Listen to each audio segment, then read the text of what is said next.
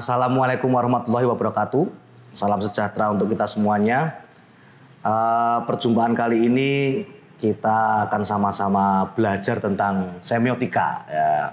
Semiotika ini adalah ilmu tentang tanda dan hubungan-hubungan tanda. Dalam kehidupan sehari-hari sebenarnya kita itu sudah biasa kan membaca tanda, menafsir tanda, membaca objek gitu kan. Tapi ya kadang-kadang atau seringkali kita tidak menyadari tentang itu. Tentang bagaimana kita kok bisa memahami itu sebagai sesuatu dan sebagainya. Nah pada mata kuliah ini kita bersama-sama mencoba untuk menyadari tentang itu semua. Praktek menginterpretasi itu. Jadi mata kuliah semiotika ini adalah mata kuliah dengan beban SKS-nya 3 SKS. Kemudian capaian pembelajaran mata kuliah dari mata kuliah semiotika adalah mahasiswa mampu melakukan pembacaan atau interpretasi tanda dan hubungan tanda pada berbagai fenomena visual, baik karya seni maupun realitas visual umumnya di masyarakat berdasarkan rumusan semiotika struktural Roland Barthes. Jadi yang akan kita pelajari ini semiotika struktural yang dirumuskan oleh Roland Barthes gitu ya. Mata kuliah ini mempelajari semiotika struktural, rumusan Roland Barthes serta praktek-praktek penelitiannya. Kemudian basis penelitiannya adalah aktivitas partisipatif atau case method itu 65%, kemudian UTS-nya 15% dan UAS-nya 25%. Mata kuliah ini diselenggarakan dalam 16 kali pertemuan dan kita akan membahas dasar-dasar atau konsep-konsep dasar dari semiotika struktural rumusan Roland Barthes ini. Dan kemudian bagaimana praktek risetnya, praktek riset yang dilakukan. Kira-kira begitu. Jadi mata kuliah semiotika atau semiotika ini setidaknya ada dua mazhab lah gitu ya, dua mazhab besar yang ada dua orang bapak semiotik. Yang pertama itu adalah Charles Sanders Peirce, dia dari Amerika, dia ahli logika, ahli filsafat, dan sementara yang satunya lagi adalah Ferdinand de Saussure. Di Eropa dia seorang berkebangsaan Swiss dan berangkat dari linguistik. Ya, Saussure ini. Dua orang itu menjadi dua orang yang begitu mewarnai dan kemudian mazhab ini menyebar begitu luas kemana-mana. Nah, yang akan kita pelajari adalah semiotika yang dirumuskan oleh Roland Barthes. Roland Barthes ini mengembangkan dari semiotikanya Ferdinand de Saussure. Ya, rumusan Ferdinand de Saussure. Cuma bedanya kalau Roland Barthes ini kemudian apa yang kemarin dirumuskan oleh Saussure sebagai semiotika yang linguistik ini menjadi ekstra linguistik. Jadi ekstra linguistik. Tapi si Roland Barthes kan kemudian dia berangkat dari sastra, kemudian dia masuk ke semiotika strukturalis karena dia berkenalan dengan rumusan-rumusannya Ferdinand de Saussure, dan kemudian dia ke poststrukturalis, semiotika poststrukturalis. Kalau dia menamai periode berhidupnya itu dia sebut sebagai ada momen ilmiah, momen literer ideologis, kemudian yang kedua momen ilmiah, dan yang ketiga adalah momen tekstual. Yang akan kita pelajari adalah Roland Barthes pada momen ilmiahnya, ya, yang kemudian kita kenal sebagai semiotika struktural. Nah, yang akan kita pelajari dalam perkuliahan ini adalah tadi kita sudah sampaikan pengertian umum semiotika dan sebagainya, kemudian nanti kita akan pelajari tentang tanda, kemudian sistem penandaan ganda, kemudian 3 macam hubungan tanda, kemudian hubungan dialektis lang dan parol. Nah itu materi-materi yang kita akan pelajari, termasuk kemudian yang terakhir adalah tentang riset semiotik, ya, penelitian dengan menggunakan metode semiotika. Nah pada pertemuan pertama tadi saya sudah berikan pengantar itu tentang pengertian umum semiotika, sejarah umum semiotika, dan sedikit sejarah pemikiran semiotika struktural Roland Barthes. Jadi semiotika ini adalah sebuah ilmu yang mempelajari tentang tanda dan hubungan-hubungan tanda. Jadi kita akan mencari makna dan kemudian juga berangkat dari bagaimana makna itu hadir dalam hubungan-hubungan tanda itu. Kemudian pertemuan yang kedua dan ketiga itu kita akan pelajari tentang tanda. Nah, tanda itu kalau dalam rumusannya Roland Barthes itu terdiri dari 3 tanda itu atau disebut sebagai trikotomi tanda. Ada tanda, penanda, dan petanda. Nah, jadi tanda itu harus ada itu 3-tiganya, tanda, penanda, dan petanda. Tanpa penanda sesuatu tidak bisa disebut sebagai tanda. Tanpa petanda juga tidak bisa. Tanpa tanda ya kita mau ngomong apa lagi kok nggak ada tanda kok. Jadi tanda itu mesti terdiri dari 3 itu. Tanda terdiri dari tanda, penanda, dan petanda. Perkawinan antara keduanya itu, penanda dan petanda itu membentuk tanda. Nah, pembentukan itu ada yang namanya sistem penandaan. Kita akan pelajari juga pada pertemuan yang ketiga dan keempat itu. Dalam sistem penandaan itu bagaimana tanda itu terbentuk. Seperti yang saya sebutkan, tanda itu terjadi karena ada perkawinan antara penanda dan petanda. Penanda itu adalah materialnya, petanda itu adalah isinya atau kontennya. Nah, atau bisa disebut sebagai penanda itu adalah ekspresinya dan petanda itu adalah konsepnya, kira-kira begitu. Dan mereka itu mempunyai hubungan yang aktif, gitu, aktif keduanya. Jadi penanda bisa mempengaruhi petanda, petanda bisa mempengaruhi penanda. Kadang-kadang lebih kuat pada petanda, kadang-kadang lebih kuat pada penanda. Nah, kemudian dari perkawinan keduanya itu membentuk tanda. Kemudian materi yang berikutnya yang kita pelajari itu adalah tanda fungsi. Tanda fungsi itu adalah bagaimana perjumpaan yang awalnya fungsi kemudian ditimpahi tanda. Misalnya saya bertanya pada mahasiswa suatu kali itu, Anda kok memakai kacamata itu karena apa? Dia mesti jawabnya ya karena mata saya minus dan sebagainya. Dia tidak pernah mengatakan bahwa ya karena saya suka dengan desainnya, saya suka dengan ini, cocok dengan wajah saya dan sebagainya. Misalnya gitu. Kemudian saya tanya kenapa kamu pakai jaket? Ya karena dingin saya pakai jaket. Tapi tidak pernah kenapa kok jaket yang itu, ya gitu kan. Nah itu tanda fungsi bahwa apa yang fungsi misalnya persoalan mata, persoalan dingin dan sebagainya itu kemudian ditimpahi tanda. Nah kenapa kok saya memilih kacamata yang ini? Kenapa saya memilih jaket yang ini dan sebagainya. Nah itu juga tentang gelas misalnya. Ada banyak gelas. Sebenarnya gelas ini kan fungsinya adalah sebagai tempat yang menampung cairan yang nanti kemudian menghantarkan cairan itu masuk ke dalam mulut. Tapi kemudian kalau kita pesan minuman di warung-warung sekitaran sini, kalau es teh ya mesti gelasnya itu. Teh panas gelasnya itu beda lagi. Kopi nanti pakai mug misalnya. Bir, wine beda-beda lagi. Ya karena ada tadi tanda fungsi, sign function. Setiap fungsi yang kemudian ditimpahi tanda. Tapi ketika kita tanya lagi pada mereka, pada masyarakat ini seolah-olah apa yang sudah ada tanda di situ seolah-olah fungsi. Maka ketika saya tanya, kenapa ya kacamata itu? Ya karena ini minus dan sebagainya.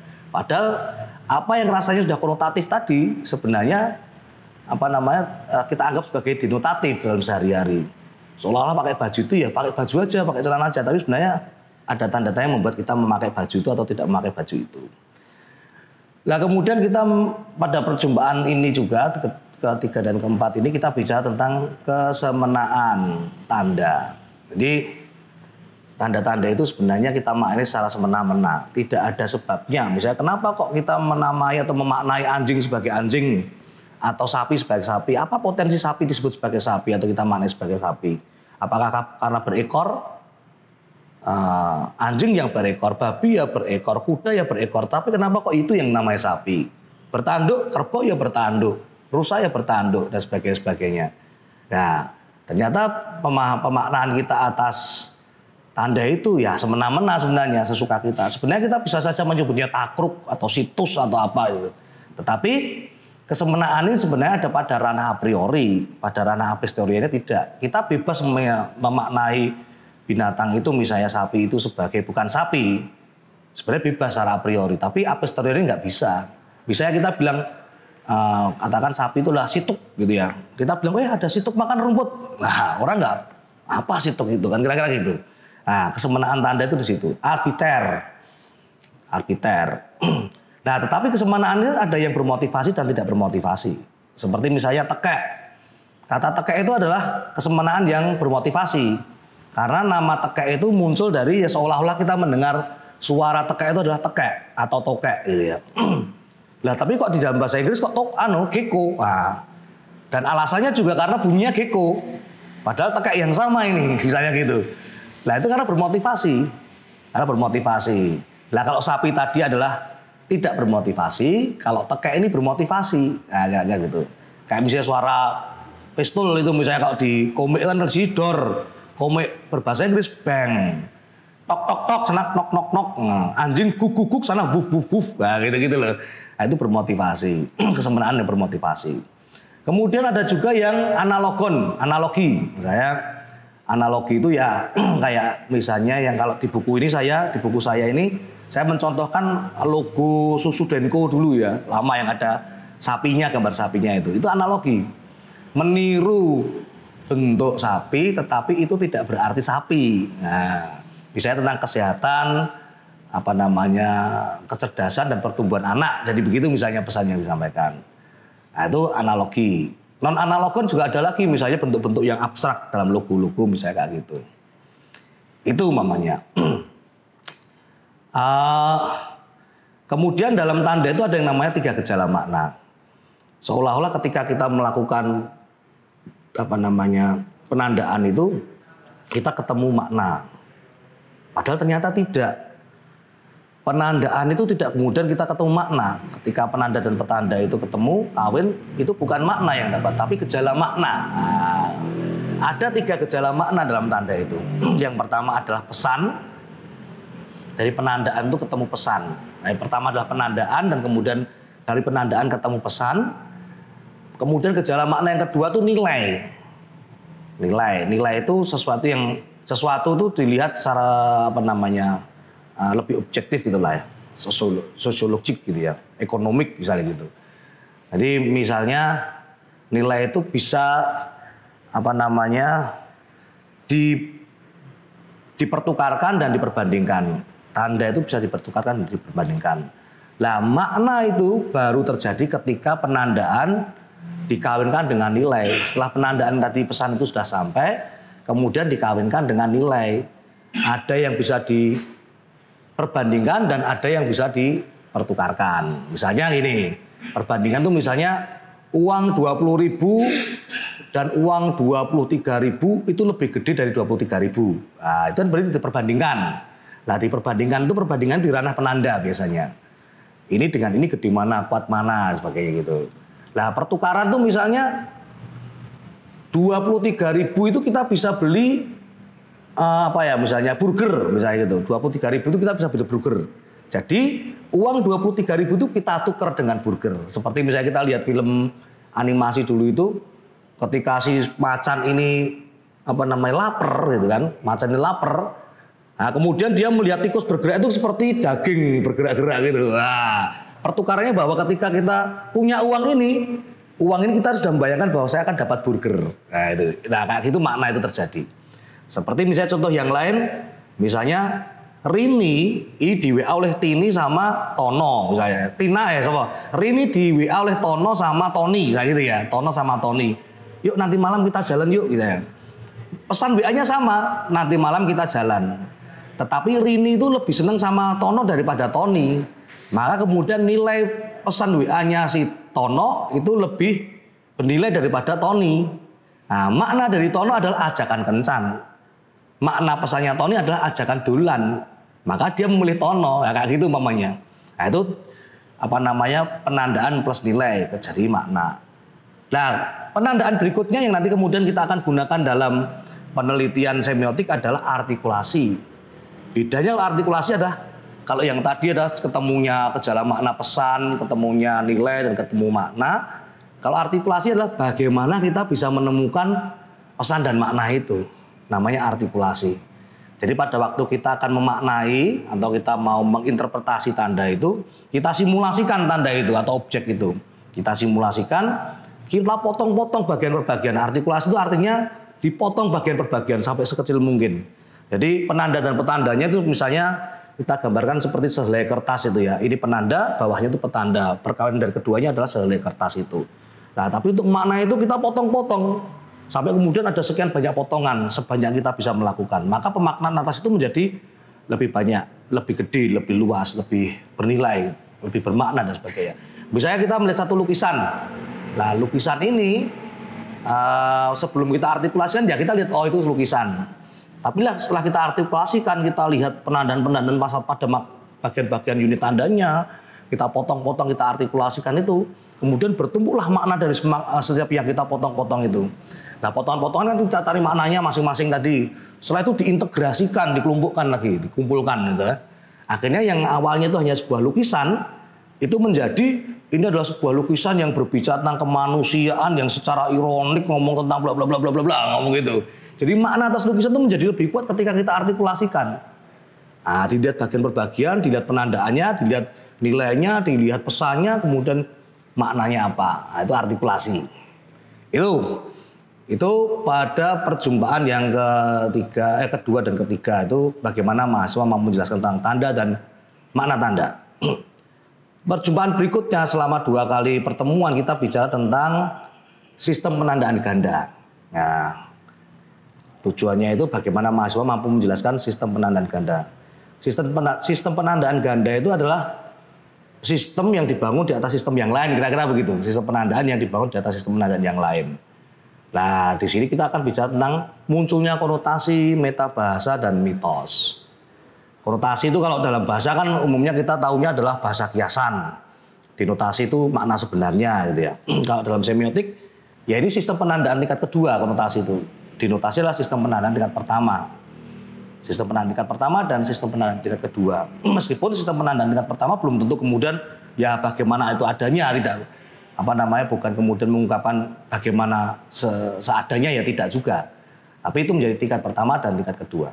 Nah, konotasi adalah sistem penandaan di mana sistem penandaan di mana penanda terdiri dari sistem penandaan tingkat pertama.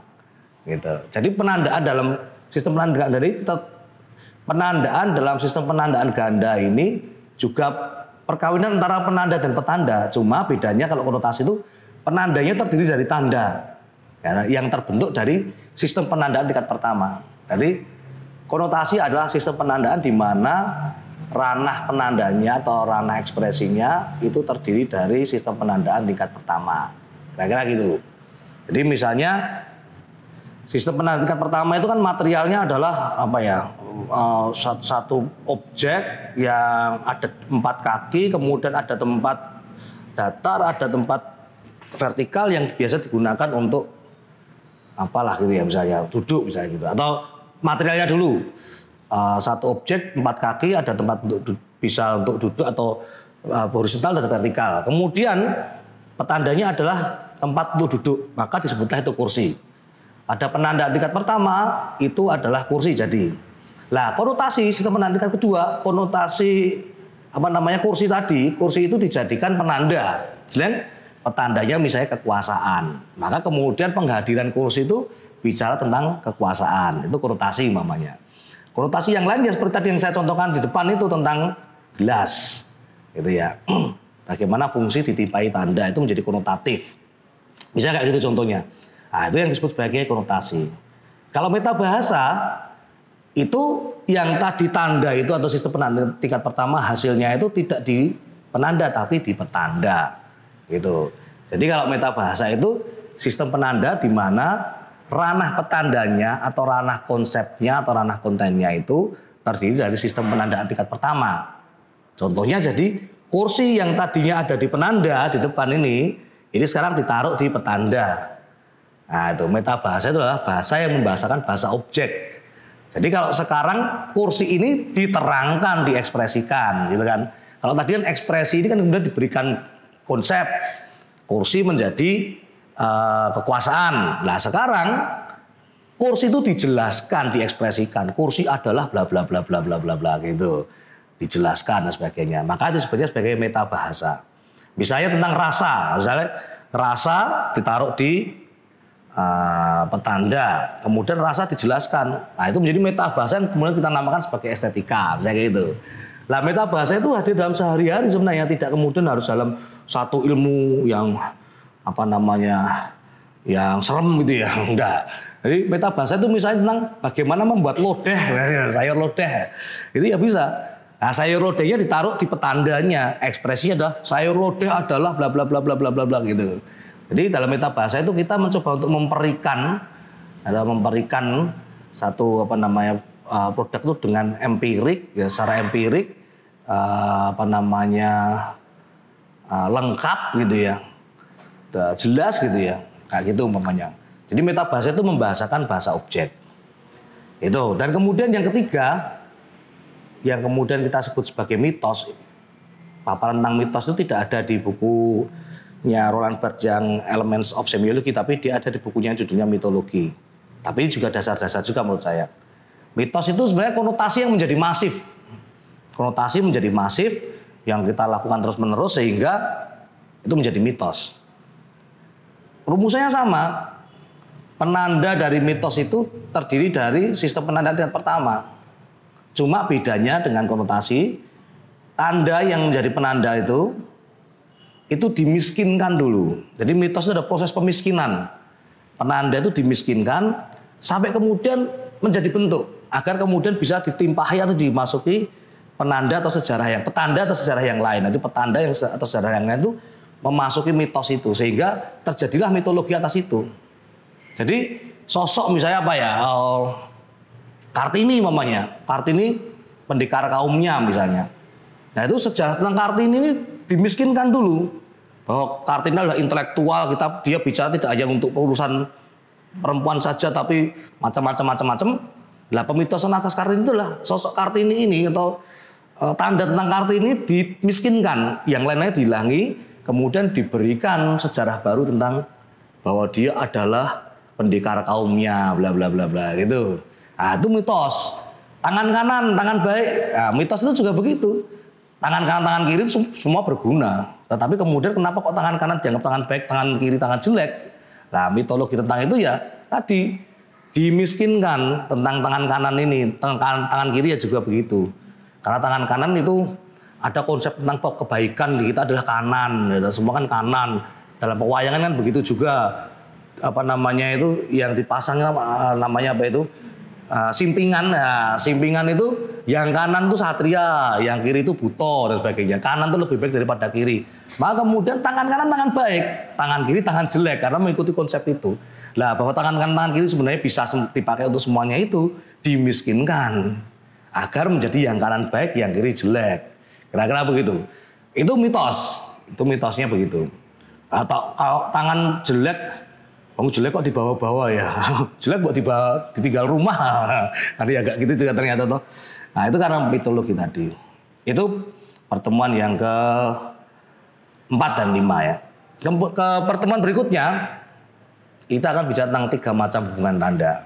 Nah, ini saya sampaikan dengan singkat-singkat tapi ya mesti panjang namanya materi perkuliahan 1 semester. Nah, pertemuan berikutnya kita bicara tentang 3 macam hubungan tanda. Jadi seperti tadi saya sampaikan di depan bahwa semiotika itu adalah ilmu yang mempelajari tanda dan hubungan-hubungan tanda. Jadi makna itu bisa ketemu dari tanda dan hubungan-hubungan tanda. Nah, kita bicara tentang 3 macam hubungan tanda. 3 macam hubungan tanda ini sebenarnya kalau diklasifikasikan terbagi menjadi 2, internal dan eksternal. Internal itu hubungan simbolik. Eksternal itu hubungan paradigmatik dan hubungan sintakmatik. Ya.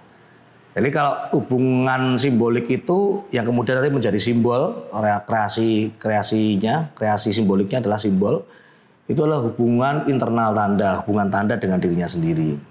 Itu simbol. Jadi bicara tentang kedalaman-kedalaman simbol itu. Jadi ada jarak antara penanda dan petanda, itu jarak kedalaman petandanya.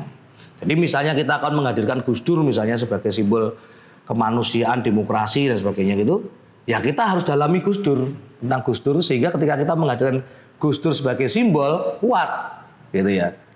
Simbol itu bisa tentang kedalaman-kedalaman tanda. Misalnya orang menggunakan simbol-simbol agama tapi dia tidak mendalaminya, ya itu nanti akan menjadi bumerang ya gitu ya. Umpamanya maaf kata misalnya kita contohkan orang berjilbab misalnya. Nah, pada waktu dia menghadirkan jilbab dari pengalamannya itu dia harus melakukan pendalaman atas apa jilbab itu misalnya gitu. Nah, identitas agama, simbol agama dan sebagainya. Nah, kemudian penggunaan atas jilbab itu menjadi simbol kuat.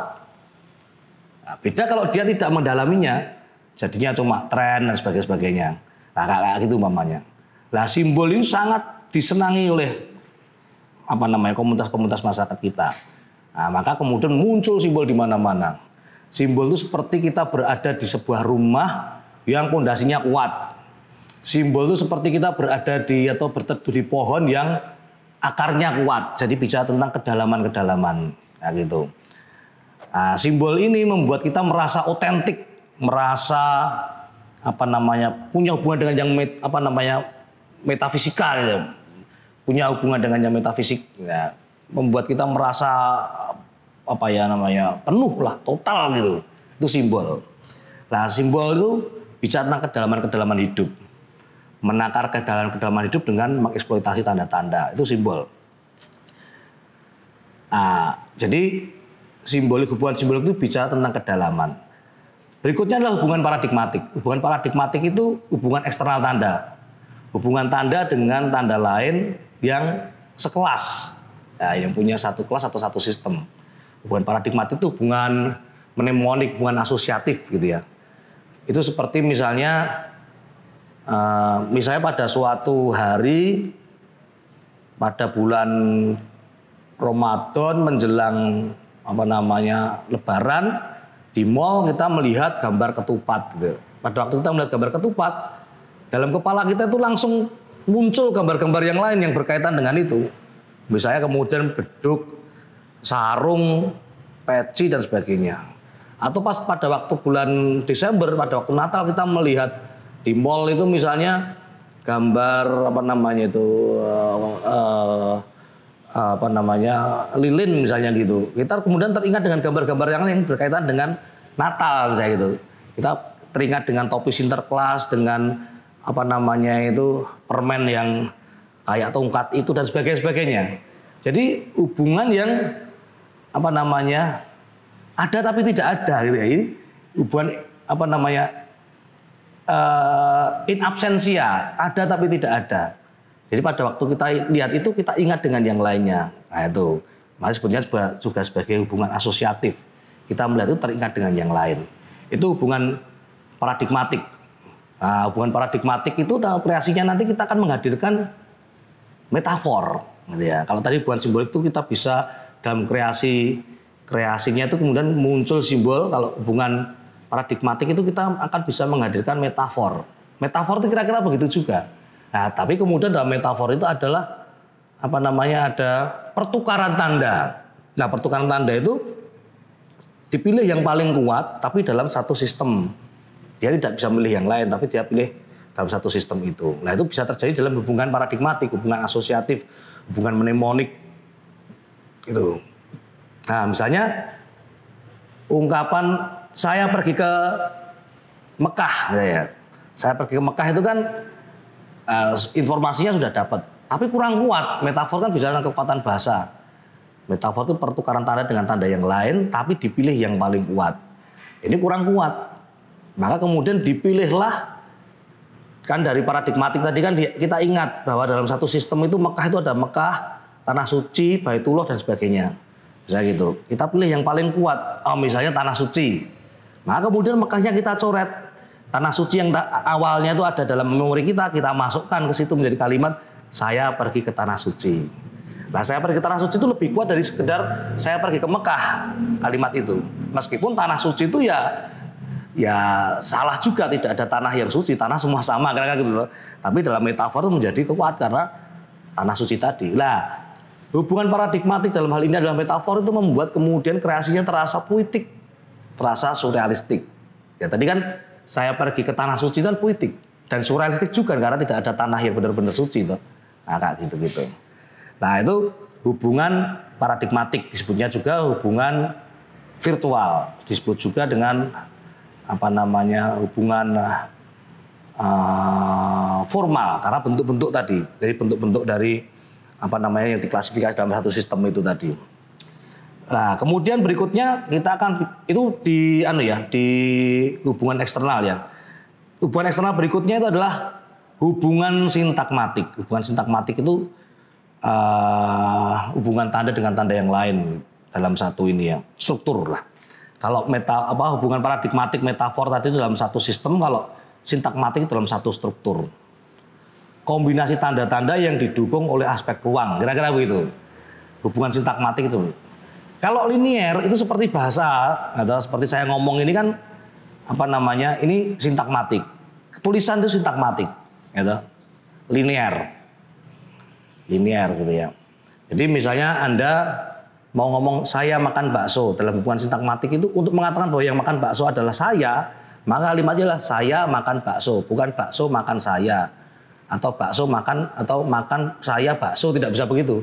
Harus bakso makan saya, itu sintakmatik ya. Kemudian itu tidak bisa digabung.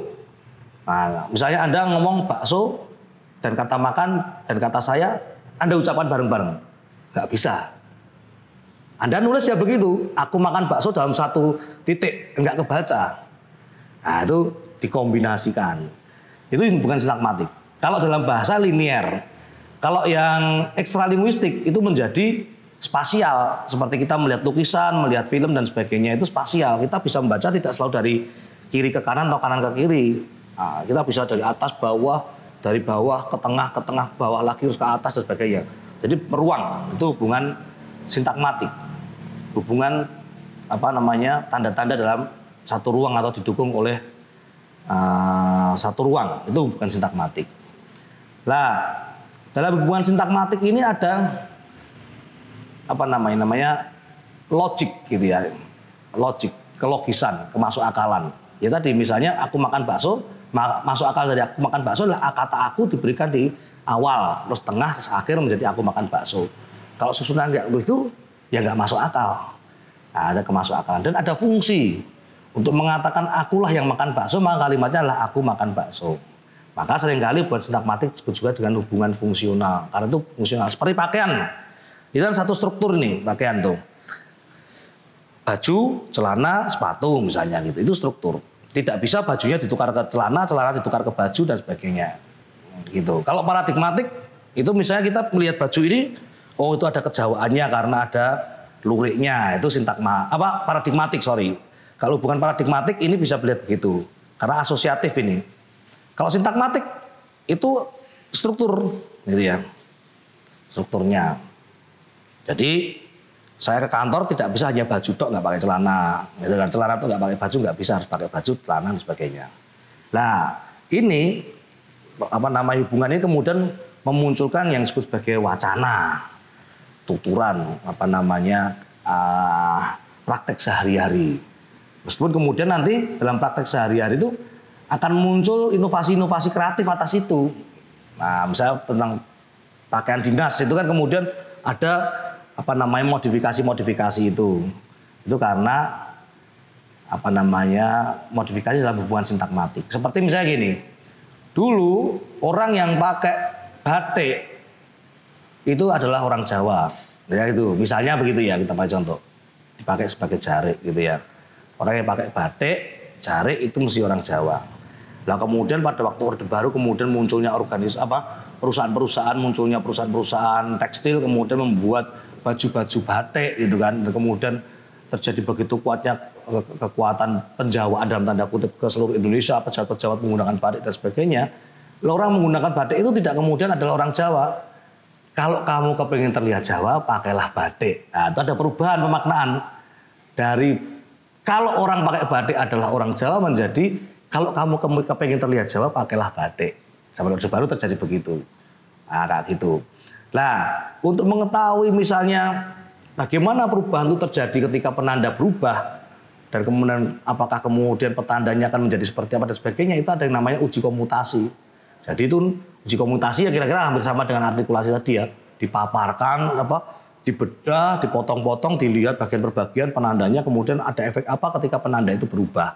Nah, terjadi seperti yang saya bilang tadi, awalnya orang yang memakai batik adalah orang Jawa misalnya begitu. Berikutnya ketika orang memakai baju batik menjadi kalau kepengen terlihat Jawa, pakailah batik. Nah itu. Nah itu tadi 3 macam hubungan tanda. Kemudian materi berikutnya menuju ke ujian tengah semester ini, kita akan bicara tentang hubungan dialektis lang parol. Hubungan dialektis lang dan parol. Lang itu adalah, jadi gini, hubungan dialektik lang dan parol itu kita bayangkan bahasa gitu ya. Bahasa itu terdiri menjadi dua, bahasa dan bicara. Atau kalau dalam bahasa Inggris, language terdiri menjadi language dan speech. Nah, saya akan tetap menggunakan dalam bahasa Prancisnya, tapi mungkin tuturan saya tidak terlalu Prancis ya. Jadi kalau dalam Prancis itu language terdiri dari lang dan parole, kira-kira gitu, lang dan parole. Nah, bahasa terdiri dari bahasa dan bicara. Language terdiri dari lang dan parole. Lang itu adalah bisa disamakan dengan kode. Lang itu bisa disamakan dengan kode dan kemudian parole itu bisa disamakan dengan pesan. Nah, lang itu terbentuk sebagai peranata sosial, sebagai institusi sosial, sebagai sistem nilai. Lang itu begitu. Dari ranah objektifnya kira-kira begitu. Sementara parole itu adalah tindakan-tindakan, aktualisasi-aktualisasi. Nah, lang dan parole itu berdialektik. Lang itu terbentuk dari parol-parol dan parol itu terbentuk dari lang. Gitu. Jadi lang itu seperti kebudayaannya, parol adalah tindakan-tindakan yang berada dalam kebudayaan atau menciptakan kebudayaan itu. Maka disebutnya lang itu sama dengan kode dan parol itu sama dengan pesan, kira-kira gitu. Jadi ada ungkapan dari Barthes bilang itu tidak ada lang tanpa parol, tidak ada parol di luar lang. Itu kita bisa tentang terjadinya kebudayaan. Jadi sebuah kebudayaan itu muncul karena ada tindakan-tindakan yang dilakukan terus-menerus oleh banyak orang, panjang waktunya, dipraktekkan oleh banyak orang, lama-lama itu menjadi kode kebudayaan. Sehingga misalnya kita berjalan ada orang duduk, kita menundukkan kepala, permisi, keluar gitu. Atau bersalaman dengan orang menggunakan tangan kanan, itu kodenya memang begitu. Nah, prakteknya adalah tindakan-tindakan kita membungkuk, berjalan lewat, atau bersalaman dengan orang, itu menjadi parol-parolnya. Tindakan bersalaman itu beda-beda ternyata dalam parolnya, tindakan-tindakan itu. Misalnya salam komando, terus salam yang biasa, kemudian salam cium tangan, dan sebagainya. Tapi dasarnya adalah kode tentang bagaimana kita bersikap sopan terhadap orang. Salaman juga pakai tangan kanan, dan sebagainya. Nah itu parol atas lang tentang bersikap sopan. Lang dan parol ini. Nah, kenapa kemudian lang itu kemudian bisa berubah atau bisa muncul? Itu karena ada misalnya kebutuhan baru, munculnya kebutuhan baru. Karena ada ketabuhan, hal yang tabu, karena ada kelangkaan misalnya. Nah, itu muncul lang-lang baru. Misalnya karena sekarang pepohonan sudah mulai menipis, untuk membuat mebel kita menggunakan kayu mamanya. Itu misalnya karena kita kemudian membutuhkan hal-hal baru untuk mengatasi persoalan hidup kita. Misalnya kemudian untuk kebutuhan kita berkomunikasi dengan lancar, cepat, maka muncullah smartphone gitu ya. Terus kemudian dalam kesenian ketika satu komunitas kebudayaan ada tabu, maka muncul estetika yang lain. Misalnya kayak umpamanya karya-karya yang representasional tidak diterima di Timur Tengah sana umpamanya. Maka kemudian estetika yang kuat muncul di sana adalah estetika geometrik. Bentuk-bentuk yang non representasional begitu kuat dan muncul, tumbuh gitu ya, kayak gitu. Dan kemudian siapa yang bisa menciptakan lang? Anonimus atau orang banyak, tidak bernama atau banyak orang. Dan kemudian dengan waktu yang panjang, itu kemudian lang itu terbentuk. Misalnya tentang konsep kita berjalan nunduk, itu siapa coba yang menciptakan begitu? Kan tidak ada orangnya. Nah itu anonimus. Orang banyak dan berjalan dengan sangat banyak, panjang waktu. Nah, itu muncul kreasi-kreasi yang menciptakan lang. Sekali lagi bahwa lang dan parol itu berdialektik. Tidak ada lang tanpa parol, tidak ada parol di luar lang. Bahkan bayangan-bayangan kita tentang makhluk luar angkasa, alien pun ya ada dua mata, ada mulut, ada kuping itu kan. Apalagi bayangan tentang alien dulu-dulu kan begitu itu, tetap berbentuk manusia. Jadi alien yang menungso itu. Bayangan manusia tentang alien, hubungan lang dan parol. Nah itu menunjukkan bahwa kebudayaan itu tidak mungkin berubah secara revolutif itu tidak mungkin, mesti evolutif. Meskipun ada fenomena revolusi budaya, tapi budaya itu tidak bisa begitu saja berubah, mesti evolutif. Tapi bukan berarti kebudayaan tidak bisa berubah. Kebudayaan bisa berubah dengan adanya inovasi kreatif. Inovasi kreatif itu di ranah parol ya. Inovasi kreatif itu biasanya adalah ya kreatif, tetapi juga dianggap sebagai teror juga, gitu kan? Penemuan-penemuan tentang apa itu kadang-kadang wah kita bergembira karena itu ada, tapi juga merasa itu sebagai teror. Misalnya munculnya sangkara-sangkara kesenian yang lebih baru, misalnya itu kan bagi yang lama wah itu dianggap sebagai merusak kebudayaan dan sebagainya. Tapi padahal itu justru membuat kebudayaan itu terus bertumbuh. Kira-kira begitu. Nah, materi setelah UTS kita akan masuk pada penelitian. Nah, metode penelitian semiotik. Sebenarnya metode penelitian semiotik sudah saya agak terangkan tadi di awal ya. Jadi menggunakan analisis datanya itu adalah artikulasi. Penelitian semiotik itu penelitian yang kemudian pada analisis datanya menggunakan artikulasi sebagai cara untuk melakukan analisis. Sekali lagi saya ulang, artikulasi itu adalah memotong-motong, kemudian memaknai masing-masing potongan itu, kemudian potongan-potongan itu diintegrasikan, dikumpulkan, sehingga muncul makna yang jauh lebih besar dibandingkan sebelum kita mengartikulasikan. Ya, misalnya tadi saya contohkan pada waktu kita belum memaknai, ya kita melihat lukisan itu ya, itu lukisan. Tapi begitu kita potong-potong bagian per bagian gitu ya, misalnya ini menggambarkan apa, ada ikon-ikon apa, ada sekian ikon, ada warna, ada garis, ada komposisi dan macam-macam. Nah, masing-masing kita maknai, kemudian masing-masing pemaknaan itu bisa dikumpulkan, diintegrasikan. Gambaran yang lain misalnya selembar kertas yang dipotong, misalnya pertama dipotong 2 menjadi ada 1, 2, 3, 4 halaman. Dipotong lagi menjadi 16 halaman, dipotong lagi menjadi sekian halaman. Yang satunya awalnya itu cuma 2 halaman menjadi sekian banyak halaman. Ketika dikumpulkan halaman itu menjadi lebih dinamik, lebih bermakna dibandingkan hanya selembar kertas kosong. Itu dalam penelitian semiotik. Jadi mata kuliah semiotik itu tadi berisi tentang bagaimana kita memahami tentang konsep-konsep dasar dari semiotika struktural yang dirumuskan oleh Roland Barthes, yang terdiri dari tanda, macam-macam tanda tadi, kemudian sistem penandaan ganda, 3 macam hubungan tanda, dan hubungan dialektik Lang-Parol. Setelah itu kemudian kita masuk pada bagaimana melakukan penelitian dengan menggunakan metode semiotik. Jadi kira-kira 1 semester perkuliahan semiotik ini itu tadi yang kita bahas secara ringkas ya. Nah kemudian buat teman-teman yang kepingin mendalami lebih dalam, Anda bisa membaca buku-buku yang kita jadikan referensi dalam perkuliahan ini. Di antaranya misalnya ini saya membuat buku ini, pengantar semiotika ini, pengantar semiotika struktural. Ini kemudian Anda bisa baca utamanya adalah tulisannya Roland Barthes sendiri, Elements of Semiology. Kemudian Elements of Semiology itu terjemahan ke dalam bahasa Inggris. Dalam bahasa Indonesia Anda bisa baca elemen-elemen semiologi, itu sudah diterjemahkan ke dalam bahasa Indonesia. Kemudian Anda juga bisa baca buku tulisannya Roland Barthes juga, judulnya Mitologi. Kemudian Imaji Musik Teks, itu tulisannya Roland Barthes.